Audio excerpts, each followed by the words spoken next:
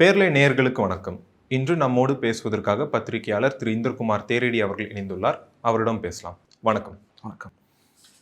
2023 உதயநிதி ஸ்டாலின் சனாதனம் குறித்து ஒரு விஷயத்த சொன்னார். அது இந்தியா முழுக்க அதிர்வலைகளை கிரியேட் பண்ணுச்சு. இப்போ அந்த கேஸ் சுப்ரீம் கோர்ட்டில் தள்ளுபடி செஞ்சுருக்காங்க. 3 கேஸுமே தள்ளுபடி செஞ்சுருக்காங்க. முக்கியமாக ஆர்டிகிள் 32 மேற்கோள் காட்டி அவங்க அதை சொல்லியிருக்காங்க. ஆர்டிகிள் 32 என்ன சொல்லுது?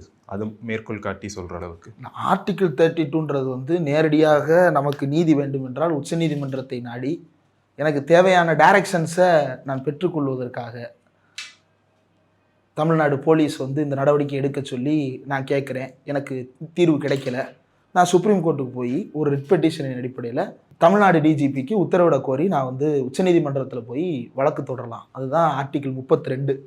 என்னுடைய அதாவது எந்த அடிப்படையில் அப்படின்னா, அரசமைப்பு சட்டம் கொடுத்திருக்கின்ற அடிப்படை உரிமைகள், ஃபண்டமெண்டல் ரைட்ஸ், இதில் எனக்கு ஏதாவது பாதிப்பு ஏற்பட்டது அப்படின்னா அதை நான் உச்சநீதிமன்றத்திட்ட போய் நீதி கேட்கலாம். ஒரு உதாரணத்துக்கு தமிழ்நாட்டில் வயலூர் முருகன் கோயில், பல்வேறு கோயில்களில் அர்ச்சகர் நியமனங்கள் நடைபெற்றது. பார்ப்பனர் அல்லாத அர்ச்சகர்கள் நியமனம். அந்த அர்ச்சகர் நியமனத்தின் பொழுது ஒரு அர்ச்சகர் என்ன பண்ணுறாரு அப்படின்னா, பார்ப்பன அர்ச்சகர் என்னுடைய right to profess practice and propagate religion அப்படின்ற அந்த உரிமையை மீறுவதாக உச்சநீதிமன்றத்துக்கு போய் வழக்கு தொடுத்தார்.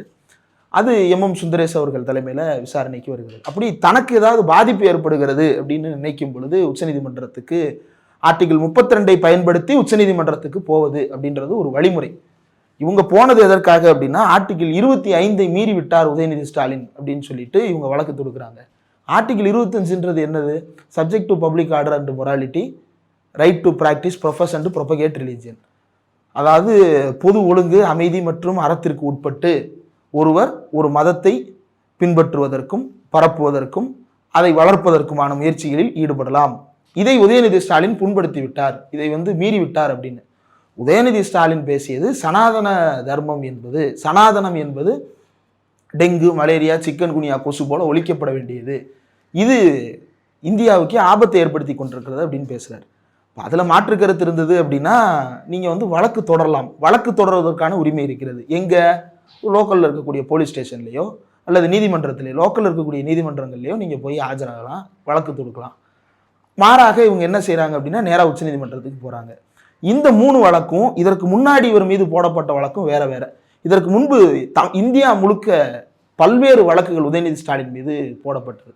பல்வேறு வழக்குகளுடைய நிலவரம் குறித்தும் தன்னால் ஃபாலோ பண்ண முடியாது, அல்லது ஒரே வழக்கை இவ்வளவு இடத்துல இருந்து எப்படி நடத்துறது, அவ்வளவு இடத்துக்கு எப்படி ஆஜராகிறது அப்படின்றது குறித்து உதயநிதி ஸ்டாலின் இதே ஆர்டிகிள் 32 அடிப்படையில் உச்சநீதிமன்றத்தில் மனு தொடர்ந்தார். அதை விசாரித்து அதற்கு பிறகு உதயநிதி ஸ்டாலின் நேரிலே ஆஜராக வேண்டிய அவசியம் இல்லை அப்படின்றதையும் சொல்லிட்டாங்க. அந்த வழக்கு ஒரு பக்கம் நடந்துகிட்டு இருக்குது. அது இப்போதைய சீஃப் ஜஸ்டிஸாக இருக்கக்கூடிய சஞ்சீவ் கண்ணா அவர்களுடைய அமர்வில் தான் அப்போது நடைபெற்றது. இப்போ அந்த வழக்கு எந்த அமர்வில் நடைபெற போகுதுன்றது தெரியல, அடுத்த ஹியரிங்கில் தான் தெரியும். இப்போ எனக்கு ஒரே பரபரப்பாக இருக்குது. உதயநிதி ஸ்டாலினை ஏதாவது பண்ணணும்னு எனக்கு ஒரு பெர்சனல் மோட்டிவ் இருக்குது. உதயநிதி ஸ்டாலின் பேசுகிறது எனக்கு பிடிக்கல அப்படின்றதுனால என்ன பண்ணுறாங்கன்னா, ஏற்கனவே அந்த வழக்கத்தான் உங்களுடைய சகாக்கள், கூட பிறந்த சங்கிகள் பலரும் நடத்திட்டு இருக்கிறாங்கல்ல, உடன்பிரவாத சங்கிகள். அந்த வழக்கு நடைபெறுவதில் உங்களுக்கு நம்பிக்கை இல்லாமல் என்ன பண்றாங்க அப்படின்னா, நான் சுப்ரீம் கோர்ட்லேயே இன்னொரு கேஸ் போடுறேன் அப்படின்னு சொல்லிட்டு சுப்ரீம் கோர்ட்ல இன்னைக்கு 2 கோரிக்கைகளை முன் வச்சிருக்கிறாங்க. 1, சனாதன தர்மம் தொடர்பான உதயநிதியின் பேச்சு அரசியலமைப்பு சாசனத்துக்கு எதிரானது என்று அறிவிக்க வேண்டும் அப்படின்னும், உதயநிதி மீது வழக்கு பதிவு செய்து நடவடிக்கை எடுக்க தமிழ்நாடு டிஜிபிக்கு உத்தரவிட வேண்டும் அப்படின்னும் பெட்டிஷன்ல கோரி இருக்கிறார்கள். இதுல மனுதாரர் பெட்டிஷனர் ஒருத்தர், அது போக ரெஸ்பாண்டன்ட் 2 பேர். ஒன்று உதயநிதி ஸ்டாலின், இன்னொன்று தமிழ்நாடு அரசு. தமிழ்நாடு அரசு தரப்புல மூத்த வழக்கறிஞர் முகுல் ரகோத்கி ஆஜராகிறார். உதயநிதி ஸ்டாலின் தரப்புல மூத்த வழக்கறிஞர் வில்சன், மாநிலங்களவை உறுப்பினர், அவர் ஆஜராகிறார். மனுதாரர்கள் தரப்புல தாமா சேஷாத்ரி நாயுடு அப்படின்றவர் ஆஜராகிறார்.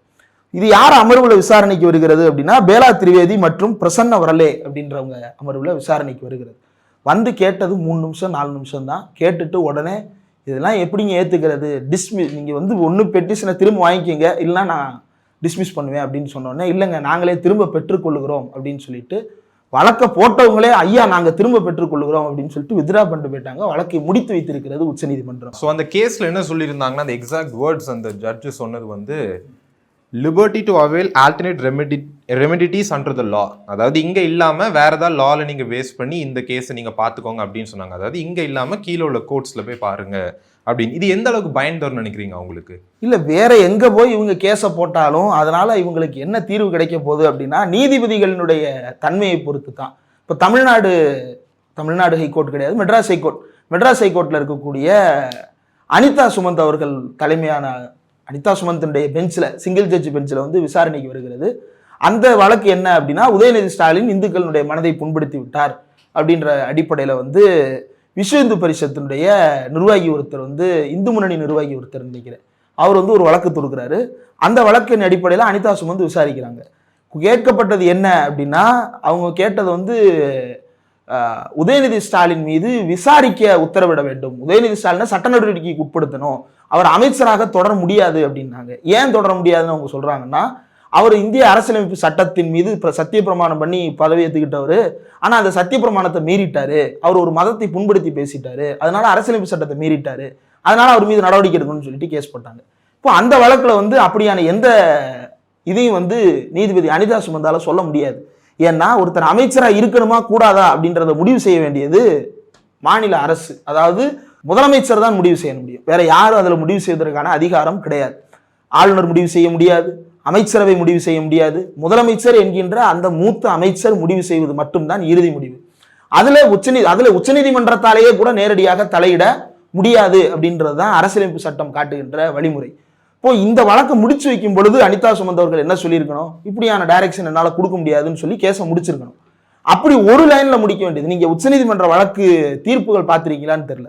இப்போ கடைசியா உதயநிதி ஸ்டாலின் தொடர்பான வழக்குகள்ல நேரில் ஆஜராவதற்கு விலக்கு கேட்டு உதயநிதி வழக்கு தொடர்ந்திருந்தார்.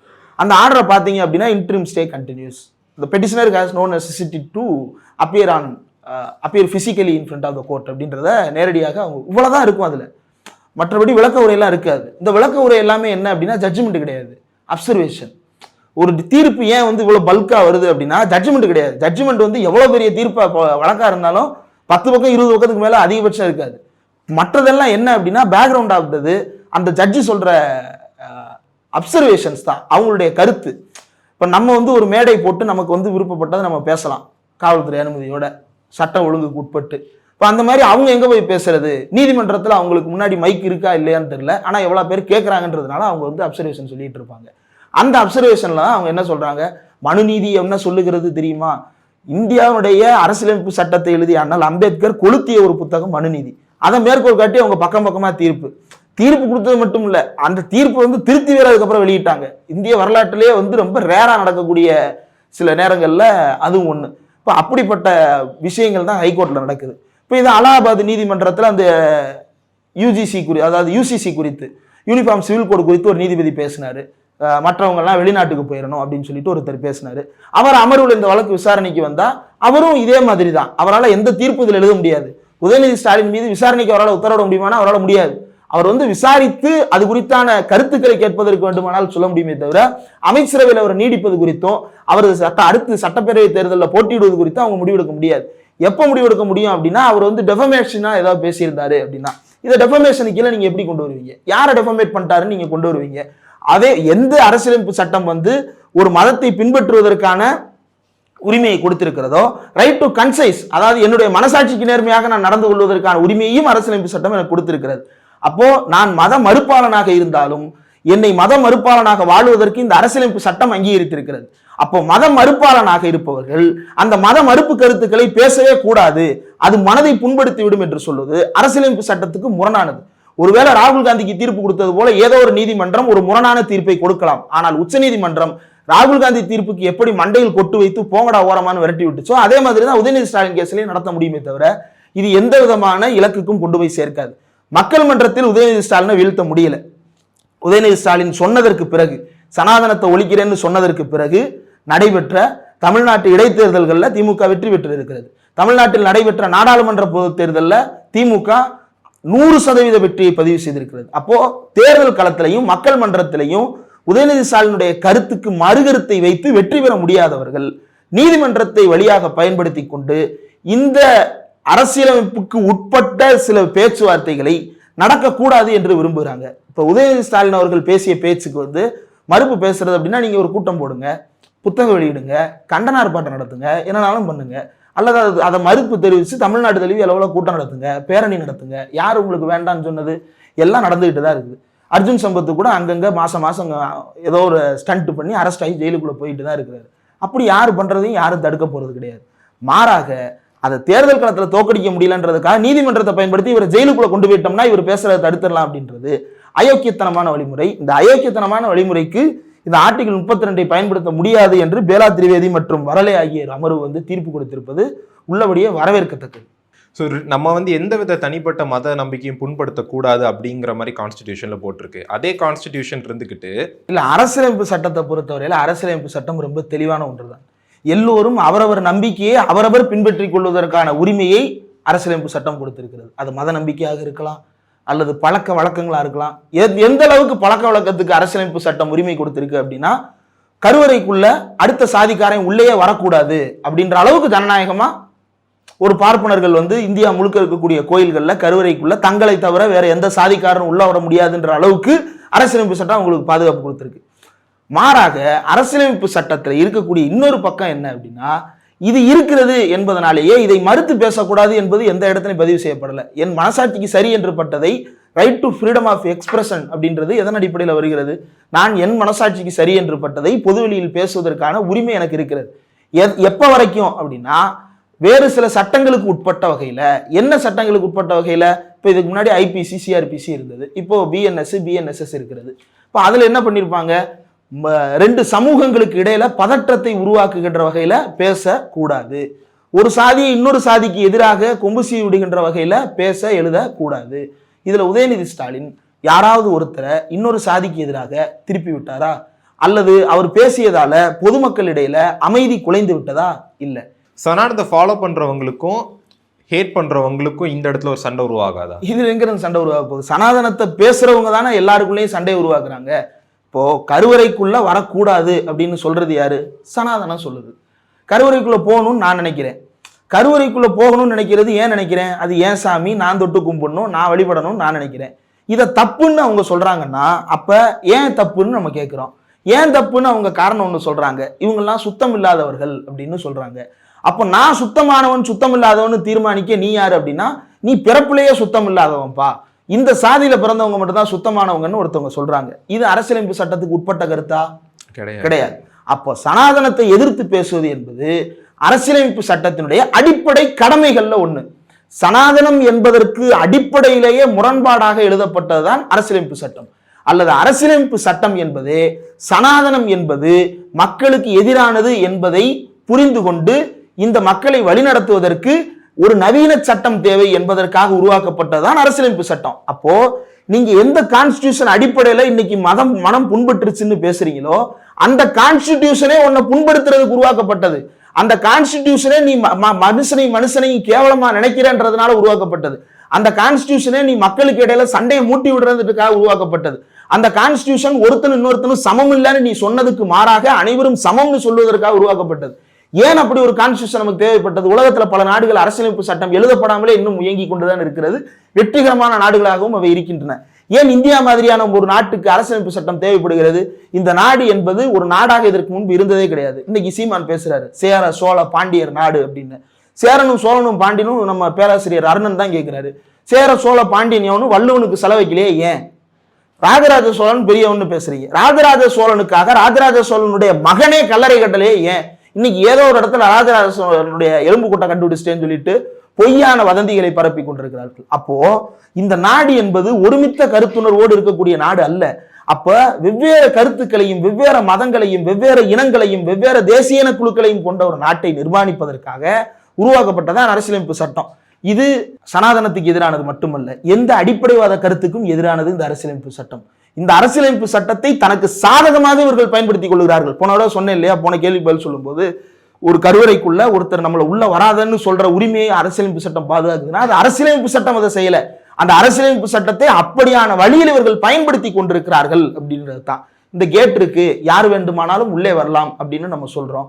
யார் வேண்டுமானாலும் அப்படின்றத அண்டர்லைன் பண்ணிட்டு இந்த ஊரில் இருக்கக்கூடிய திருடர்கள், இந்த ஊரில் இருக்கக்கூடிய கொள்ளைக்காரர்கள், இந்த ஊரில் இருக்கக்கூடிய கொலை செய்பவர்கள், இந்த ஊரில் இருக்கக்கூடிய பாலியல் குற்றவாளிகள் அவ்வளவு பேரையும் என்னுடைய வீட்டு வாசலின் வழியாக உள்ளே கொண்டு வந்து உட்கார வைத்து விட முடியுமா? அப்போ யார் வேண்டுமானாலும் அப்படின்ற அந்த இடத்தினுடைய பொருள் என்ன? மரியாதைக்குரிய வகையில் அந்த வார்த்தையை நாம பயன்படுத்திக் கொள்ள வேண்டும். அப்படியாக பயன்படுத்தாமல் அரசியலமைப்பு சட்டத்தை தங்களுடைய சுயலாபத்துக்காக சாதி வெறியர்கள் பயன்படுத்துவதால் வருகின்ற விளைவுதானே தவிர அரசியலமைப்பு சட்டம் அடிப்படையில் இந்த மதவாதிகளுக்கும் இந்த சாதியவாதிகளுக்கும் எதிரானது. இதுல இருக்கக்கூடிய இந்த சட்டங்கள் எல்லாம் சாதியை பாதுகாக்குதுன்னு இன்னைக்கு நம்ம சொல்றோம் இல்லையா? இந்த பார்ப்பனர்கள் வந்து கருவறைக்குள்ள விடாம இருக்கிறதுக்கு காரணம் அரசியலமைப்பு சட்டத்தினுடைய ஆர்டிகிள் 26ல பழக்க வழக்கங்கள் அல்லது வந்து ஒரு குறிப்பிட்ட இனக்குழுவினுடைய கலாச்சாரத்தை பாதுகாப்பது அப்படின்றது வருது இல்லையா? இப்ப பார்ப்பனர்கள் அப்படித்தான், இது எங்களுடைய பழக்க வழக்கம், எங்களுடைய நம்பிக்கை, அதை மீறி நீங்க நடக்கக்கூடாது அப்படின்னு சொல்லிட்டு கேட்கறாங்க இல்லையா? இதை தான் பெரியார் கொளுத்தணும்னாரு. இது எதிர்காலத்துல இப்படி பயன்படும், அதனால இதை கொளுத்திரோம்னு பெரியார் அன்னைக்கு சொன்னாரு. அப்போ அரசியலமைப்பு சட்டத்தில் எதை ஏற்கிறோம் எதை மறுக்கிறோம்ன்றது இருக்கு. இந்த அரசியலமைப்பு சட்டத்தை உருவாக்கிய அண்ணல் அம்பேத்கரினுடைய கூற்றின்படி இந்த சனாதனவாதிகளுக்கு ஆதரவானதா இந்த அரசியலமைப்பு சட்டம்னா இல்லை, முற்றிலும் எதிரானது. ஆனால் அதே அரசியலமைப்பு சட்டத்தை தனக்கு சாதகமானதாக பயன்படுத்திக் கொள்ள இந்த சனாதனவாதிகள் நினைத்துக் கொண்டிருக்கிறார்கள். அதற்கு முடியாது என்று உச்சநீதிமன்றம் மறுத்திருக்கிறது. இது வரவேற்கத்தக்க ஒரு தீர்ப்பு. நிறைய விஷயங்களை பகிர்ந்துக்கிட்டீங்க. பொறுத்திருந்து பார்ப்போம் இந்த கேஸ்ல என்னென்ன நடக்குது. நன்றி.